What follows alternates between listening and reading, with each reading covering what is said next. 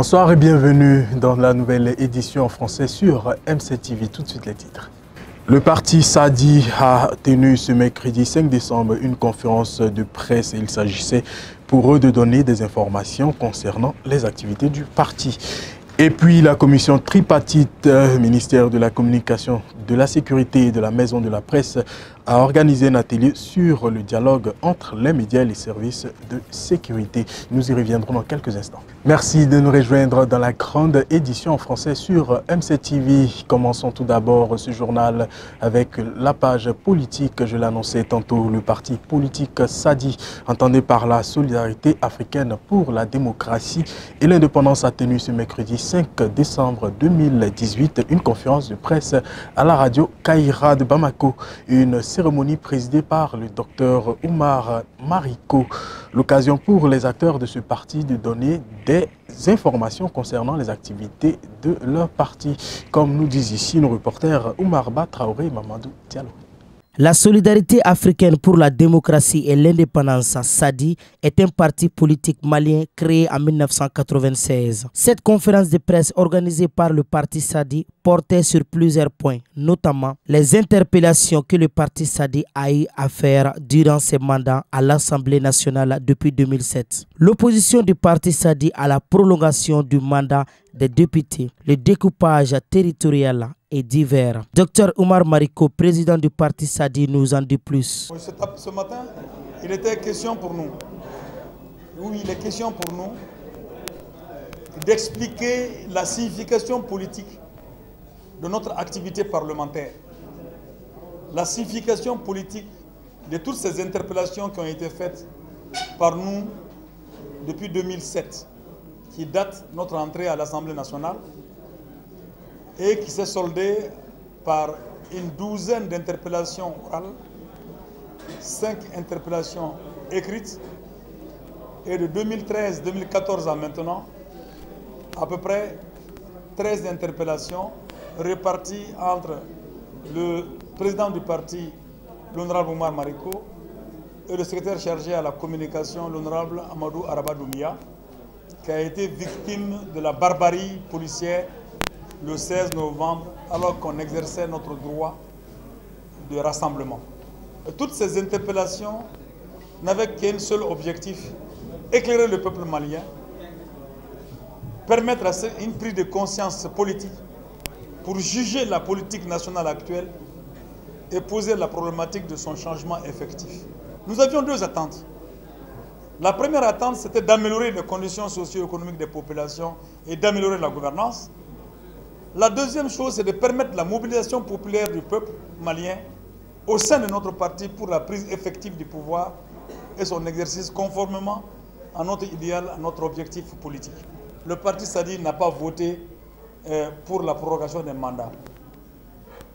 Le député ne signifie pas grand-chose devant le parti politique, devant la direction du parti politique. Évidemment, il sied à son député d'aller dans le sens du non tranchant clairement ce qui n'a pas été fait, mais ce qui ne saurait être un péché, ce qui ne saurait être quelque chose à confondre avec le oui à la prorogation des mandats de députés. Alors donc, que cela soit dit, clair, le parti SADI vote contre la prorogation des mandats de l'Assemblée nationale. Après plusieurs heures d'échanges avec les journalistes, le SADI, par la voix de son président, a annoncé une marche qui est prévue pour le 8 décembre 2018 et lance un appel à toute la population de participer à cette marche afin de réclamer leur droit fondamental, la démocratie. La commission tripartite à présent, ministère de la Communication, de la Sécurité et la Maison de la Presse, a organisé un atelier sur le dialogue entre les médias et les services de sécurité en partenariat avec International Media Support, en abrégé IMS, et Media Foundation for West Africa, en abrégé MFWA. C'était bien sûr en présence de Amadou Mahaman Sango, président de la commission tripartite, ce mardi 4 décembre 2018 à Bamako. Le point avec Soumeïla Berté, Jenny Babouari. Cet atelier de 2 jours vise à renforcer les capacités et la compréhension mutuelle entre les services de sécurité et les médias pour la sécurité des journalistes. Ces derniers pourront dans ces cas produire des reportages fiables et professionnels afin de contribuer à des élections crédibles et apaisées au Mali. Les médias et les forces de sécurité sont des acteurs essentiels pour construire la paix et assurer la sécurité, dit Amadou Mahaman Sango, le président de la commission tripartite. Je rappelle que les médias et les forces de sécurité sont des acteurs essentiels pour construire la paix et assurer la sécurité, en particulier en période électorale et dans les contextes de post-conflit ou de transition. C'est pendant ces périodes-là que les journalistes se retrouvent au milieu d'intérêts et d'informations divergents. Et très généralement, la recherche de l'information devient fastidieuse. C'est dans ce contexte que des altercations ont souvent lieu avec les forces de sécurité, surtout lorsque certaines limites de sécurité sont largement franchies. Une opportunité de régler de tels problèmes reste donc la création d'un espace de dialogue, une bonne pratique qui a aujourd'hui de beaux jours devant elle. Il faut donc un effort concerté pour développer de bonnes pratiques au regard des interventions de protection et de promotion du rôle des médias dans le renforcement des structures démocratiques. Monique Alexis de International Media Sport a mis l'accent sur l'importance de cette rencontre. C'est très important que les forces de sécurité et les médias ont un rôle clé à jouer dans la stabilité du pays. Et les forces de sécurité ont la mission de protéger la population. Les médias ont la mission de bien informer les citoyens. Et donc, il faut que chacun puisse bien remplir sa mission. Et il faut que chacun comprenne bien en quoi consiste le travail de l'autre et les exigences professionnelles et en même temps les limites, évidemment, qu'il y a à l'exercice de ces fonctions. Au cours des travaux, les participants échangeront avec un expert ghanéen sur l'expérience de son pays en la matière.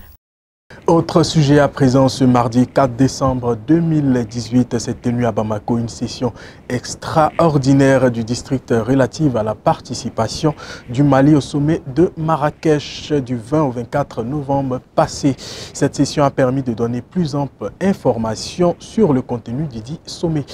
Reportage Oumar Batraoré Babayi Ouattara. Le Mali était présent à Marrakech du 20 au 24 novembre 2018 au sommet de l'africanité. La délégation malienne qui était conduite par le ministère de l'administration territoriale a pris une part active à ces sommets. C'est donc pour faire la restitution de ces travaux que cette session extraordinaire a été organisée. Après son discours d'ouverture de la session, le maire du district de Bamako, M. Adama Sangaré, nous donne les détails sur le sommet. Et suite à la rencontre, Bamako devait animer un certain nombre de thématiques. Nous devons d'abord aller avec l'agence de développement régional, les ADR, voir dans quelle mesure nous pouvons développer un réseau des ADR des municipalités africaines, aussi parler de l'avantage et de toute l'importance des agents de développement régional en matière de maîtrise d'ouvrage pour aider les collectivités à leur développement. Et le rôle de Bamako était très grand au niveau de ce forum. Et à la fin, Bamako a été élu au niveau du comité exécutif, c'est-à-dire que le bureau exécutif de CGLUA, c'est-à-dire de l'Organisation africaine des mers, au niveau de la sous-région de l'Afrique de l'Ouest, c'est Bamako, Dakar et Ouagadougou qui font partie du comité exécutif. Donc ça veut dire jusqu'à quel niveau c'était important pour Bamako d'être présent à ce forum et l'effectivité de la vice-présidence du G7 pour que désormais Bamako conduise les décennies de ce projet dans le Mali, dans la sous-région et dans l'Afrique. Ensuite, M. Sangaré montrera les retombées positives de cette rencontre internationale pour la ville de Bamako et ses populations. Le premier bénéfice de cette rencontre, vous avez vu, j'ai souhaité que l'ensemble des maires de Bamako soient là, et les maires riverains de Bamako soient là, parce qu'au niveau du GCF, c'est un projet qui doit financer l'économie sociale solidaire. De quoi s'agit-il? Vous voyez les gens installés de façon individuelle, souvent de façon groupée, dans une économie que nous ne pouvons pas saisir. Mais quand vous voyez un peu ces braves femmes, ces braves hommes qui sont là, en général, c'est des piliers de famille. Mais ils ne sont pas structurés et ils ne sont pas soutenus. Dans le cadre de l'économie sociale solidaire, nous allons voir concrètement comment faire en sorte que ces différentes structures informelles puissent revenir dans le projet. Comment on peut les saisir, comment on peut les organiser, comment on peut les protéger sur le plan social, afin que les emplois qu'ils créent en milieu de journée, les productions qu'ils font en milieu de journée, soient dans le cadre d'une organisation plus structurée. Il faut noter que ce sommet de l'africanité est un sommet qui réunit les acteurs de la décentralisation et des décideurs locaux. Pour cette année, notre pays a intégré son instance dirigeante par le biais de la mairie du district de Bamako. Le Mali y était avec une forte délégation composée du maire du district de Bamako, les 6 maires du district et tous les maires des villes périphériques de Bamako. Culture à présent, le groupe Zaban Equity au cours d'une conférence de presse ce mardi 4 décembre 2018 a lancé officiellement la première édition de la Nuit du Mandé, une soirée traditionnelle qui va mettre en valeur le savoir-faire malien qui se tiendra ce 8 décembre 2018. Mamadou Diallo, Baba Ouattara. Notre association Zaban Equity porte le projet de la Nuit du Mandé qui est une première édition avec l'ambition de promouvoir l'industrie culturelle et créative et les secteurs agricoles africains, donc avec un slogan agriculture. Nous, notre ambition pour cette première édition, c'est vraiment de faire voyager les gens et de les montrer que ces deux secteurs sont ensemble et d'autre part aussi booster l'entrepreneuriat des jeunes dans ces secteurs-là en mettant l'accent sur les produits du terroir, c'est-à-dire transformer nos produits locaux dans le secteur de la culture et dans le secteur de l'agriculture. Le 8 décembre, c'est très simple. On va commencer depuis la journée et avec l'ouverture au sein de l'Institut culturel français de Bamako et en faisant l'ouverture du projet, le lancement du projet. Et après cela, on aura 2 tables. On aura un petit déjeuner manding, donc avec du bon froufrou, du bon womi, du moni, bien retravaillé, bien raffiné, bien fait. Et après cela, à partir de 10h30, on commencera avec 2 tables rondes. Donc une première table ronde sur l'industrie culturelle et créative qui est portée par le réseau KIA, qui regroupe tous les acteurs culturels du Mali, et sur les défis et les opportunités de ces secteurs. Après cela, on aura une table ronde sur le développement du secteur agricole avec l'accent sur la valorisation des produits au niveau local et la création d'emplois des jeunes. Et quand on finira tout ça, on aura la pause déjeuner. Et après le déjeuner, on aura la projection d'un film animé de Sundiata Keita, Le Réveil du Lion. Donc c'est un dessin animé qui dure 1h40 minutes, réalisé par un jeune Ivoirien et financé par l'Institut français et c'est eux qui nous mettent à disposition. Donc ça sera dans leur salle. Donc toutes les activités de la matinée sont gratuites, ouvertes au public et pour les enfants, les gens peuvent venir avec leurs enfants. Nous on va s'en occuper, ils vont voir le film et après ils pourront rentrer chez eux et la tête bien remplie avec plein de rêves. Et le soir à partir de 20h30, on va commencer la grande soirée culturelle et artistique avec l'ouverture par les griots de Keila et qui vont parler du mandin, de tout ce qu'eux ils font, leur rôle et de messagers, d'acteurs de cohésion sociale et d'acteurs de cohésion sociale. Donc après eux, il y a l'ensemble instrumental couplé avec le ballet national et M. Kardjigo Laiko Traoré vont jouer l'épopée manding en fait en live. Et quand ils finiront, là les artistes passeront. On a des artistes comme Sidiki Diabaté, Oumou Sankaré, Safi Diabaté, Calibre 27 et l'humoriste Kanté. Le conteur qui est le président de l'association des conteurs du Mali, donc Salif Berté. Et après, on donnera l'opportunité aussi à 2 jeunes créateurs maliens qui vont présenter leur collection aux gens, en fait, ce soir-là. À présent, feuilletons ensemble les pages internationales avec Fatoumata Kamara. Elle est dans le viseur des autorités nigérianes. Diezani Alison Madueke, l'ancienne ministre du pétrole, sous le coup d'un mandat d'arrêt international. Les autorités l'accusent d'être l'auteur du détournement de plusieurs millions de dollars de deniers publics. Actuellement poursuivi au Royaume-Uni, le Nigeria souhaite qu'elle soit jugée dans son pays. La date de sa comparution a été arrêtée au 25 février prochain. Son nom est par ailleurs associé à des affaires de blanchiment d'argent dans plusieurs pays occidentaux comme les États-Unis et l'Angleterre notamment. Elle bénéficie actuellement d'une liberté sous caution de la justice britannique qui l'avait arrêtée en 2015 avant de geler ses avoirs. Diezani Alison Madueke a été ministre du pétrole de l'ancien président Goodluck Jonathan jusqu'en 2015. Elle avait aussi marqué les esprits en devenant la première femme à diriger l'OPEP, l'organisation des pays exportateurs de pétrole. Le président Muhammadu Buhari, qui a mis un point d'honneur à combattre la corruption, est déterminé à faire juger Diezani Alison Madueke au Nigeria, d'où le mandat d'arrêt international lancé contre elle. Les États-Unis rendent hommage national à George Herbert Walker Bush. Le cercueil de l'ancien président américain George Herbert Walker Bush a été placé lundi sous le coupole du Capitole pour une cérémonie d'hommage national. Le président Donald Trump s'y est notamment recueilli. Le président américain Donald Trump est venu rendre un bref hommage lundi soir à son prédécesseur républicain George Herbert Walker Bush. Le cercueil de l'ancien président, décédé vendredi à 94 ans, est drapé de couleurs américaines et exposé pour un hommage public solennel au Capitole à Washington. Au coucher du soleil, la dépouille de George Herbert Walker Bush avait passé les portes du siège du Congrès où il avait commencé sa carrière politique dans les années 1960. Une grade d'honneur veillera pendant un peu plus de 37 heures, jour et nuit. Un petit avion s'est écrasé sur une maison au Mexique. Ce crash a fait 4 morts et 3 blessés. Les 4 passagers à bord de l'avion sont morts, tandis que les 3 blessés au sol ont été hospitalisés selon les autorités locales. Par ailleurs, une maison a visiblement été détruite. L'appareil de marque Cessna s'est écrasé sur une maison dans la ville de Culiacán. Les personnes blessées sont toutes hors de danger, selon les sous-secrétaires du gouvernement de l'État de Sinaloa, où s'est déroulé l'accident. Les raisons de ces crashs ne sont pas encore établies, tout comme les identités des victimes.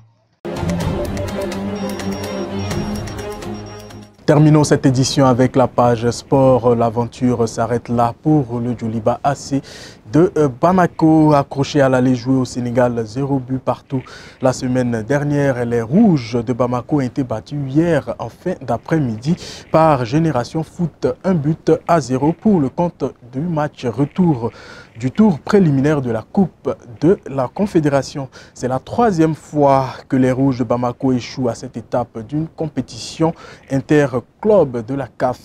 La 2e fois, notons-le, face à une équipe sénégalaise après le Diaraf de Dakar en 2011. Reportage signé Sekouba Balou, Kadiatou Bagayko. Décidément, les clubs sénégalais représentent une menace pour le Djoliba AC de Bamako. Après Diaraf de Dakar en 2011, Génération Foot vient à son tour de dicter sa loi face aux Rouges de Yeremakono sur leurs propres installations. 2 minutes après le 0-0 concédé au Sénégal, le Djoliba AC savait ce qu'il attendait ce mardi à Bamako. Il n'y avait pas d'alternative pour le représentant malien dans cette compétition. C'était gagner ou périr. Conscient de cette situation périlleuse, les Rouges seront malheureusement cueillis à froid dès les premières secondes de la rencontre quand le défenseur Chaka Bakayoko touchera de la main le ballon dans sa propre surface. Papa Nyanga Yade exécute la sentence sans trembler, 1-0 pour les visiteurs dès la première minute. Désormais, dans l'obligation de marquer 2 buts après l'ouverture du score par les visiteurs, les hommes du coach ivoirien Kwadjo Georges vont jeter toutes leurs forces dans la bataille sans jamais parvenir à rétablir la parité, à plus forte raison de marquer plus. Confondant vitesse et précipitation, ils vont vendanger un nombre incalculable d'occasions. En face, Génération Foot était aussi bien en place. La formation sénégalaise ne s'est pas présentée en victime expiatoire. Après l'ouverture du score, elle n'était pas loin de la balle de 2-0 lorsque le portier Djolibis a été obligé de réaliser une parade exceptionnelle sur un ballon de Papa Nyanga Yade encore. Après ces différentes occasions de part et d'autre, plus rien ne changera dans cette rencontre. Score final 1-0 en faveur de Génération Foot qui se qualifie pour le tour suivant. À la fin de la rencontre, les différents entraîneurs ainsi que le gardien du Djoliba AC se sont exprimés à notre micro. un penalty très tôt est arrivé. Espérons que les années prochaines, la Coupe nous reviendra. Cet élément qui met fin à cette édition. J'ai été ravi de passer ce moment en votre compagnie. Nos programmes continuent sur notre page streaming www.m7tv.ml, également sur notre page Facebook M7TV et notre page YouTube M7TV Live. D'ici là, je vous souhaite excellente soirée à tous et à toutes. Bonsoir.